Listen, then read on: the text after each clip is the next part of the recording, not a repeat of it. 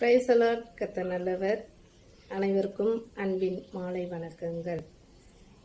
சாதாரணமாக நாம் உபயோகிக்கிற முகநூல் பக்கங்களில் கூட ஒரு சிலரை நாம் இணைப்பதற்கு ஏற்கனவே நட்பில் உள்ள யாரோ ஒருவரை நாம் துண்டிக்க வேண்டிய கட்டாயத்தில் தள்ளப்படுகிறோம்.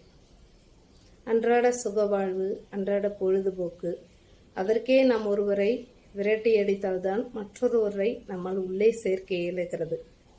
அதனால் பெரிதாக எந்த பிரயோஜனமும் வந்துவிடப் போவதில்லை என்று தெரிந்தும் கூட அதற்கு நாம் முக்கியத்துவம் தருகிறோம்.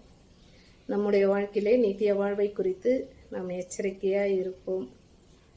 பாவம் செய்கிற ஒரு மனிதன், பாவத்தோடு வாழுகிற ஒரு மனிதன் பரலோக வாசலில் கூட நுழைவதில்லை என்று நாம் அறிந்திருக்கிறோம்.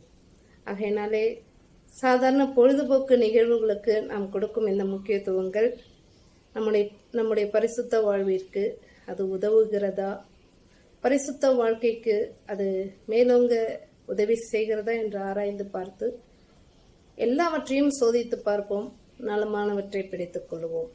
ஆமேன். அல்லேலூயா.